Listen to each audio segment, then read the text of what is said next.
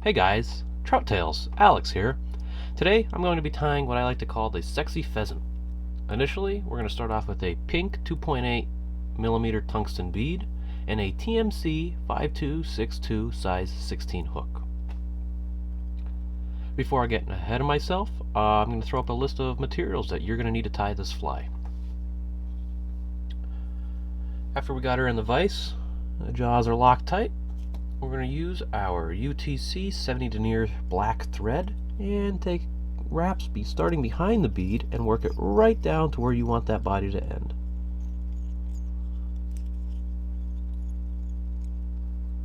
Beautiful. Take your scissors, snip off that tag. We don't need that.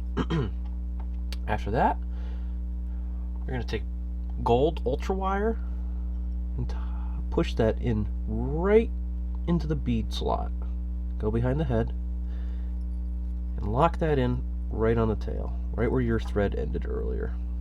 Okay, after your gold ribbing is secured, we're going to take about 6 to 7 pheasant tail fibers. I like to measure them out at about the length of the shank of the hook and do a couple light wraps to get them into place.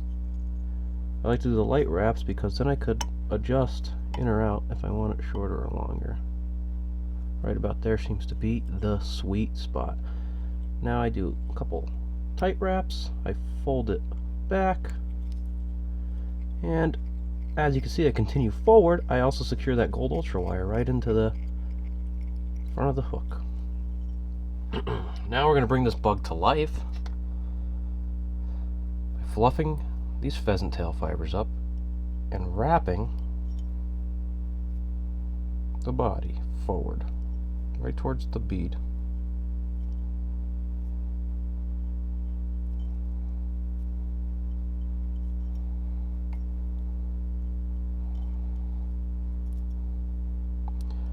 Generally, if I feel like I can't hold it with my fingertips, I will use a set of hackle pliers to do this part. A couple snug wraps behind the bead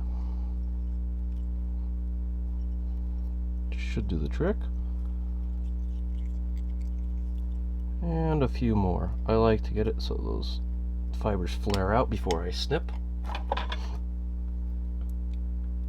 Then we're going to use a pair of curved scissors to really get that nice and close, like so.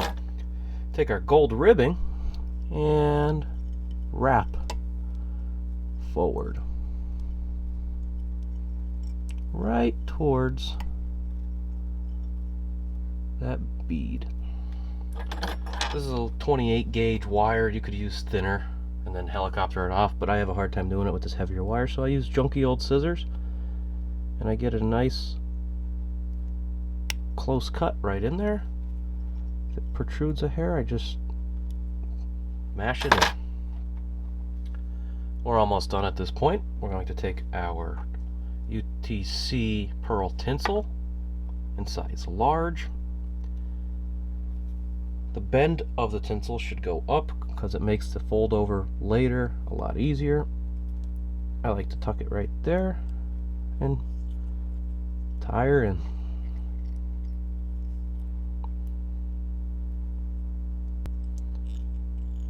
Now it's time for our peacock herl. I'm going to take about 3 to 4 fibers. I'm using 3. Varies on size of the hook. And we're going to secure them right into our little dark spot, like so. Wrapping forward to the bead, fluff the fibers, and begin wrapping. We like a nice, fuzzy, vibrant area here. The peacock always seems to do the trick of getting the sunlight to catch in there and sparkle really nice. Then I'll come back in with my curved scissors. I'll get it right there. Fold our tinsel over as a flashback. That'll also give it a nice sparkle in the sunlight. I'll angle the camera at you so you can see.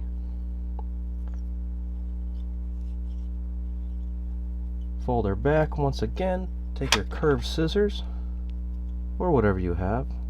Get it nice in there. Clean it up. At this point, you could either do a whip finish. I'm going to use some head cement with a pin.